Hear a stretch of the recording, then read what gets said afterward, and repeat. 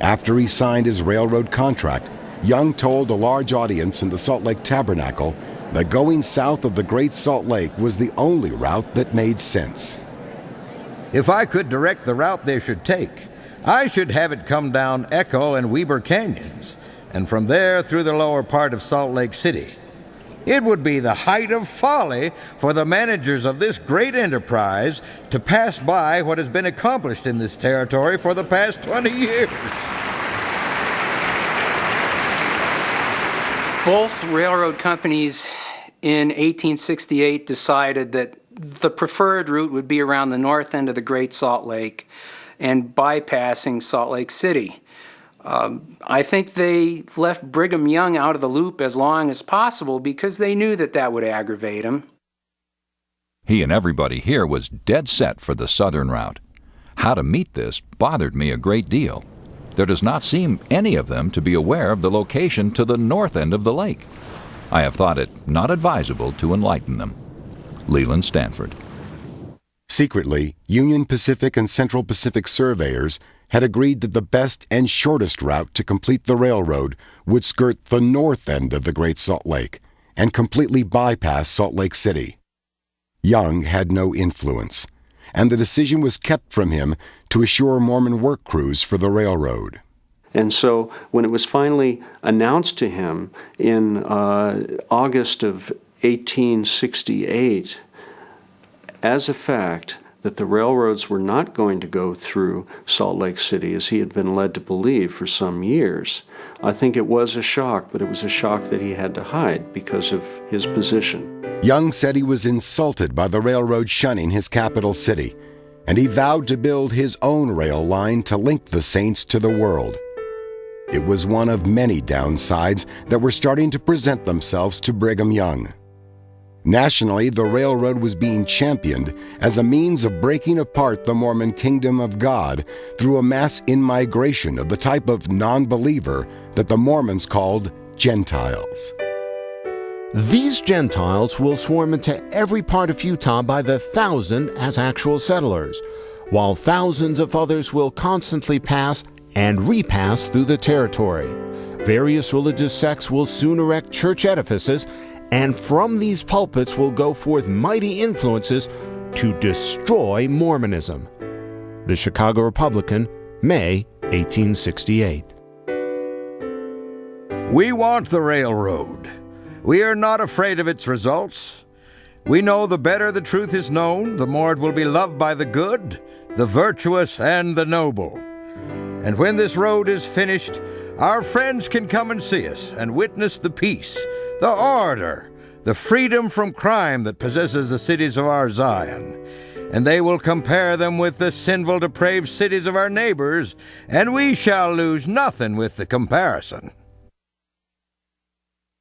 But Young's optimism was tempered by the wild side of life that was following just behind the railroad construction camps. Portable saloons, dance halls, gambling tents, and lean-to houses of prostitution were always one small step behind the army of workers converging on the Utah Territory. The enterprises earned the nickname Hell on Wheels. As the railroad track moved on, all of the purveyors, the saloon owners, and the gambling den owners, the whiskey ranches, as they were called, would just pack up and they'd be put on flat cars and sent off to the end of track again. And that's where the notion of Hell on Wheels came from.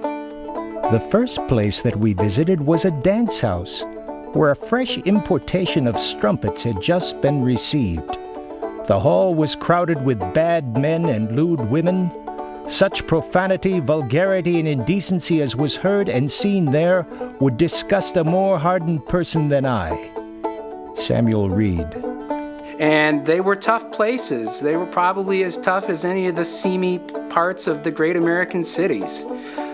Murder was not unknown. Robbery was fairly common. I verily believe that there are men here who would murder a fellow creature for $5. Nay, there are men here who have already done it. The St. Louis, Missouri Democrat. By January of 1869, the Hell on Wheels caravan had camped for the winter in the Utah Territory at the newly created rail town of Wasatch. During its lively existence of 3 months, it established a graveyard with 43 occupants, of whom not one died of disease. 2 were killed by an accident, 3 got drunk and froze to death, 3 were hanged, and many were killed in rows or murdered. J.H. Beadle, the Salt Lake Reporter. It is a capital idea for citizens to have loaded firearms in their dwellings, where there is the least reason to expect the visits of such characters. The Deseret News, April 28, 1869. For Brigham Young, the wildlife of Hell on Wheels was only the most obvious symptom of a greater disease. Left unchecked, the railroad could carry the corrupting viruses of money and outside culture into the Utah Territory. Brigham Young recognized that you could not separate the economic life of Utah from the social and political life, that they were all linked, and so that if you welcomed in with open arms the economic power of the national culture, you would also be welcoming in its social structures and its political power. And Brigham Young was unwilling to do that. And he said, no, we will not. We will resist to every degree that we can the influences of Babylon, which is how they typically referred to the states east of the Mississippi. The only thing for me and you to fear is whether we will build up the kingdom of God, whether our souls are in the kingdom or not. The doctrine we preach is pure and holy, and if we will abide by it, it will make us pure and holy. The first stage was to announce a boycott of all, first of all, hostile merchants. And then in 1867, that became all non-Mormon merchants became the subject of a boycott. This drove many of them out of business, and merchants sold the remaining inventories and left Utah, which is exactly what Brigham Young wanted. In 1868, Brigham Young extended his economic defense plan even further when he assembled business leaders and directed formation of the Zion's Cooperative Mercantile Institution. And it was a device for assuring that the merchandising, the importing and sale of products from the East and from San Francisco would be done by the saints, not by outside enterprisers who might work against the goals of the kingdom. And this moved beyond simply boycotting non-Mormons to requiring Mormon merchants to either join and turn over all of their inventories to ZCMI in exchange for ZCMI stock, or if they didn't, they would be publicly identified as the enemy, and they would be subject to a boycott. The all-seeing eye and more holiness to the Lord was a recognition that this was a member institution in the CCMI operation. That meant that if you went inside that door, then you were a loyal member of the church who was supporting the church business. And if you went in a different business next door that didn't have that kind of logo over the door, then you were essentially a traitor.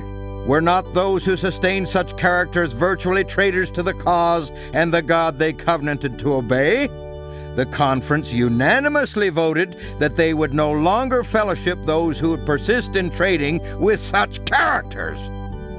Brigham Young. Brigham Young's determination to hold off outside influences was evident when a handful of Mormons resisted centralized church control of their businesses. William Godbey and others argued for a free market economy and opened doors to outside investment and ideas. They urged other Mormons to challenge Brigham's grip on Utah society. And Brigham Young made them a test of faith. He said, if you continue advocating what you're advocating, and Godbey and his associates began advocating this publicly, Brigham Young said, we cannot tolerate this.